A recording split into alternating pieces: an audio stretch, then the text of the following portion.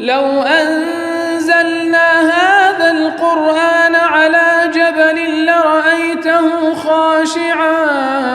لرأيته خاشعا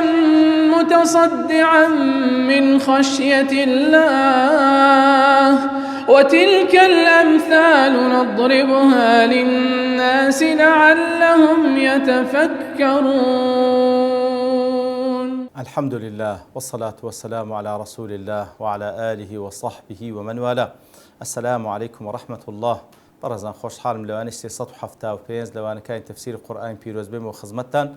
ومن بس رزامندي خواهي قوله وهي وادان بيوي عزيز سودي اللي وربقرن. أعوذ بالله من الشيطان الرجيم. بسم الله الرحمن الرحيم.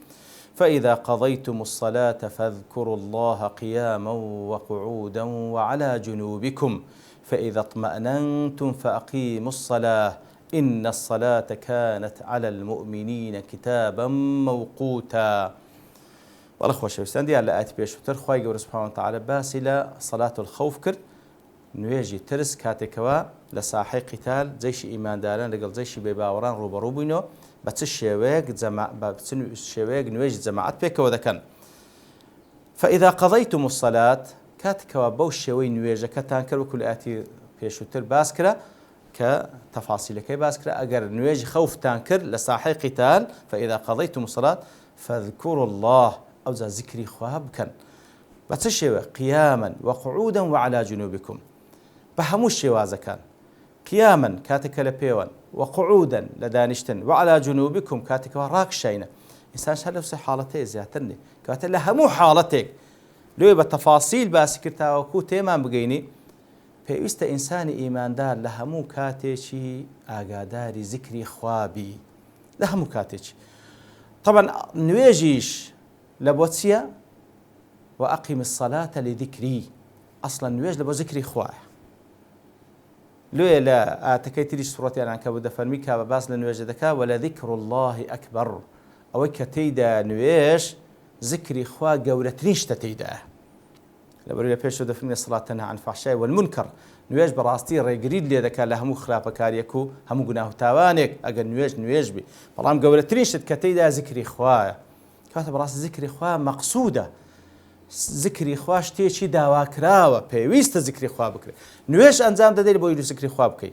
لپاش اوكا نويش أنزام دادي لهمو حالتك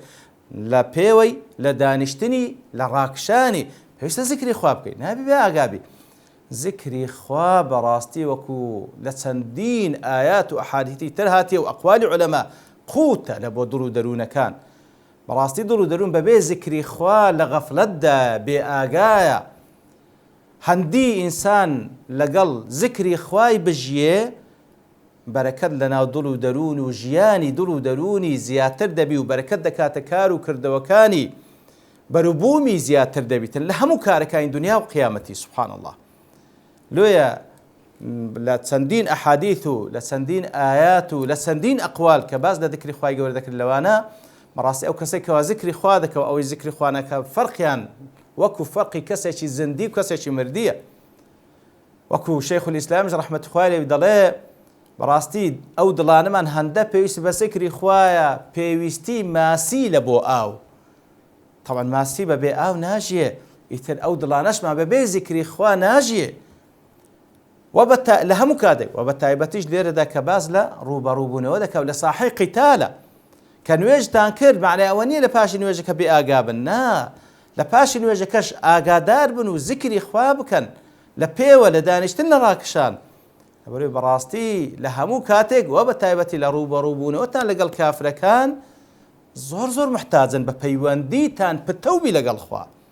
زور بيوستان بوي هيك وبيواندش بتوتان لقل خواه بسبحانه وتعالى أبري خواه يقولوا كل سورة البقرة فاذكروني أذكركم يا دم بكن تاكويات تان بكم سبحان الله يتر زور محتاجين بو ذكري خواي يقول له دفر مكان ويشتان تواكر بتابة الصلاة الخوف ذكري خوابكن كاتك ولا بيوان لدانشتن لراكشن وتلهم حارة كانتان فإذا اطمأننتم فأقيموا الصلاة فإذا اطمأننتم أوي بيشو باسكرا أو صلاة الخوف بو أو لكاتي مترسي روبا روبونودا أجر توشي بابلين حارتي ترستان سلاكة مطمئن بون مطمئن بوون لە ئەمن و ئەماندا بوون فأقيموا الصلاة دیسان نوێژ بکەن ئیقامەی بکەن فأقيموا الصلاة بە چ شێوەیەک بە هەموو واجبات و ئەرکان و سنەن و بە هەموو خشوع و خضوع ئەو شتانی کەوا پێویستە بە هەموو سنەتەکانی کەواتە لە کاتی ڕوبەڕووبوونەوەشدا نابی بێ ئاگامن لە نوێژ و بە جەماعەتیش بیکەن کە نوێژەکەتان تەواکو زیکری خوا بکەن لە هەموو حاڵەتەکانتان ئەگەر خەوفەکەش لەسەرتان لاکەت مطمئن بوون ئەمین بوون دەی نوێژ بکەن بەو شێوەی کە خوا فەرمانی پێکردینە سبحانه وتعالى بەو شێوەی کەوا پێغەمبەر صلی الله عليه وسلم صلوا كما رأيتموني أصلي نوێژ بکەن وەکو ئەمنتان بینی فعلا سنەتەکەش لە بۆمە جێڕایتەوە وەکو ئێستا کە بە چای خۆمە بیبینین ئەوەی کەوا مەبەستی بی بە چای خۆی بیبین ئەوها جێڕایتەوە کو پێغەمبەر صلی الله عليه وسلم نوێژی کردیە لەبەرەوەی زۆر گرنگە وەکو زانایان دەفەرمون گرنگترین ڕوکن لە ئەرکانەکانی ئیسلام لە دوای شەهادەتەی نوێژە گرنگترین ڕوکن لە ئەرکانەکانی ئیسلام لە دوای شەهادەتەی نوێژە لێ دەفەرمی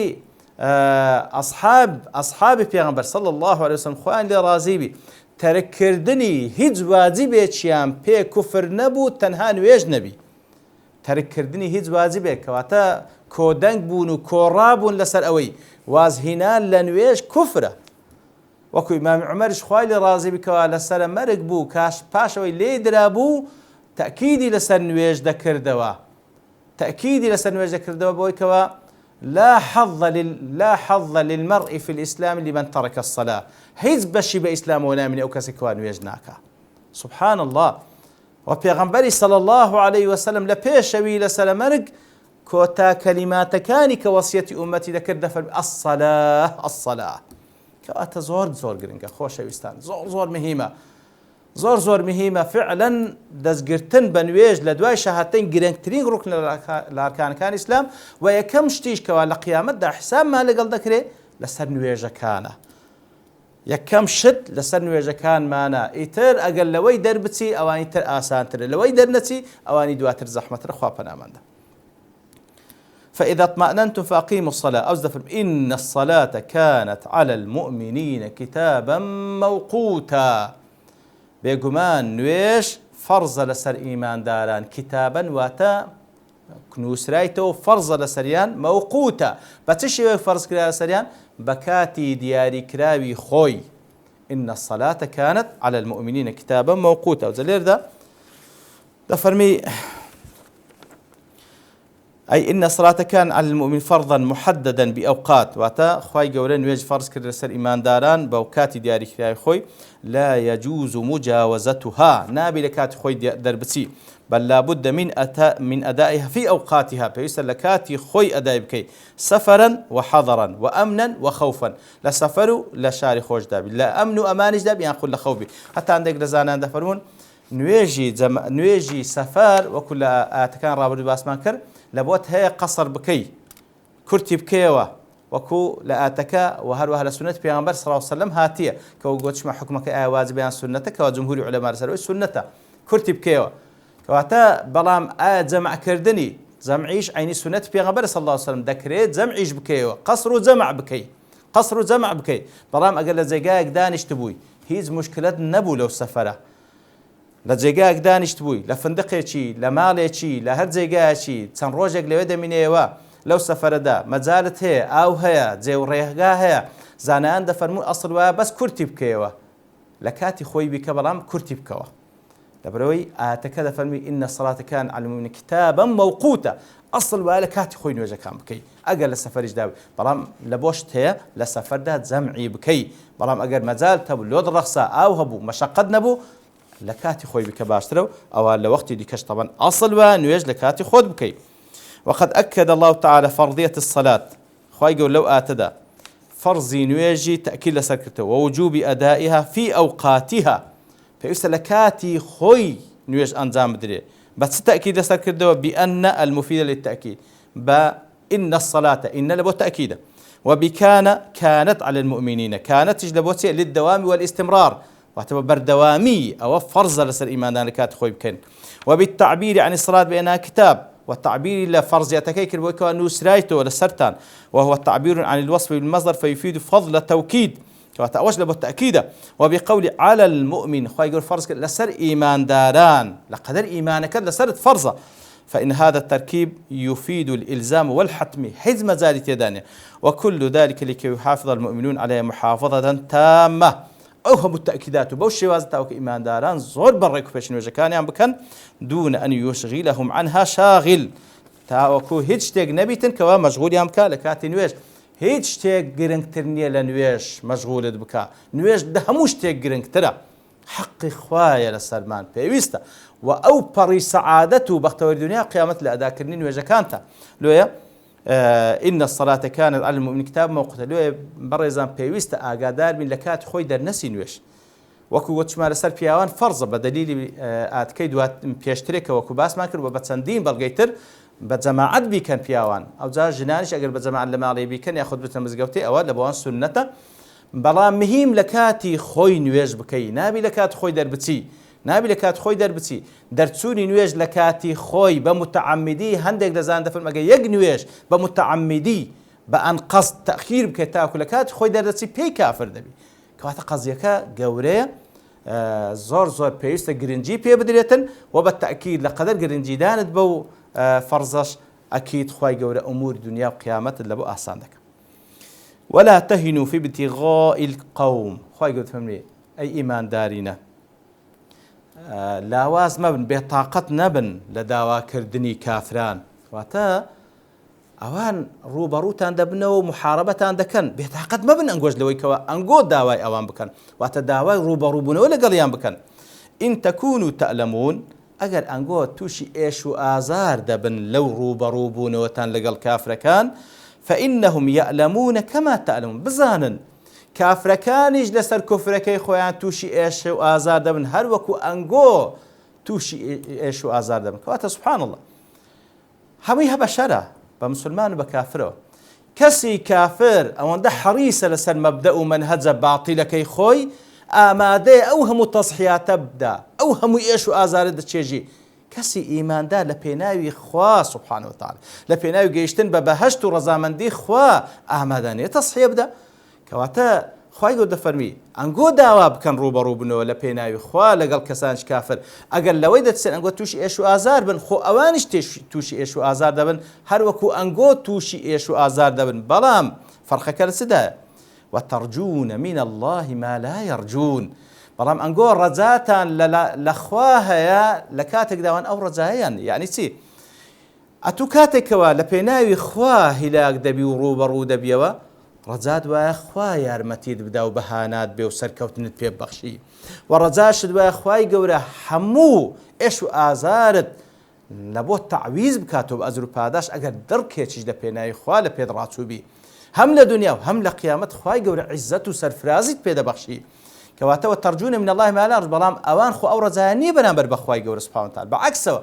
ئەوان سوڕ دەزان دوژمنایەتی خوا دەکەن دوژمنایەتی دینی خوا دەکەن و سوڕ دەزان خوا غەزەبیان لێ دەکرێت ئەوجە حەریسیشن لەسەر مەبدە و مەنهەجەکەی خۆیان کەواتە فەرقەکی گەلێک زۆرە هەردوو لا ماندی دەبن و هیلاک دەبن و مەشەقەت دەچێشن و تەسحیە دەدەن بەڵام کا تەسحیەنگۆ لە چێ ئیوان لە چێ کا مەسیرت بەهەشت بی کا مەسیرت جەهەنەم بی وەکو یەک نین کەواتە بەڕاستی ئەنگۆ زۆر جیاوازن لێ پێویستە ئەنگۆ زۆر مەبدەئیتر بن حەریستر بن لەسەر ئەو ڕوبەڕووبوونەوە وترجون من الله ما لا يرجون وكان الله عليما حكيما كانش وكل جيغا كان تريش كانت تامه بمعنى دوام واستمرارية دي كاتا بالتأكيد ببردوامي الله سبحانه وتعالى عليم ئاگادارە بە هەمووان ئاگادارە بە نێتەکانتان ئاگادارە بە حاڵتان ئاگادارە بە چ شێوێک ڕوبەڕوویان دەبنەوە و حەکیمیشە خوای گەورە سوبحانه وتعالى هەموو شتەکان لە جێگای خۆیتی لەو کاتە نەسرەت دەنێری کەوا پێویست بی لەو کاتەی نەسرەت دەنێری کەنگۆ ئەهل بن لە بۆ ئەو نەسرەتە هەڵبگرن و تەحەمولی مەسئولیەتی ئەو نەسرەتە بکەن کەواتە بەڕاستی ئینسان بەو عەقیدە و بیر و باوەڕە ڕوبەڕوو کافرەکان دەبیتەوە بۆی کەوا خوای گەورە سوبحانه وتعالى وترجون من الله ما لا يرجون ئەو توو ڕەجات وایە بە تەئیدی خوای گەورە لە دنیا و لە قیامەت و بە ئەجر و پاداشکە لە بۆتی دانا و هەروەها یەقینیش توای خوای گەورە ئاگادارە بە حاڵت ئاگادارە بە دڵ و دەروونت ئاگادارە بە هەموو بە دوژمنەکانیشت بە کەید و پیلان دوژمنەکانیشت و حەکیمیشە هەموو شتەکان لە جێگای خۆی دادەنێ ئیتر ئینسانی موسڵمان پشت ئەستور بە نەسرەتی خوا سبحانه وتعالى ڕوبەڕووی کەسانێکی بێ باوەڕ دەبیتەوە. لەخوای گەورداوەکان لەو ئیماندارانە بین کەوا بەو یەقینەوە خوای گەورە بپەرستین کە الله سبحانه وتعالى ئاگادارمانە، الله تەئیدمان دەکات سبحانه وتعالى، الله سبحانه وتعالى پاداشمان دەداتەوە. وصلى الله وسلم على نبينا محمد وعلى آله وصحبه أجمعين وآخر دعوانا الحمد لله رب العالمين. لو أنزلنا هذا القرآن على جبل لرأيته خاشعا متصدعا من خشية الله وتلك الأمثال نضربها للناس لعلهم يتفكرون.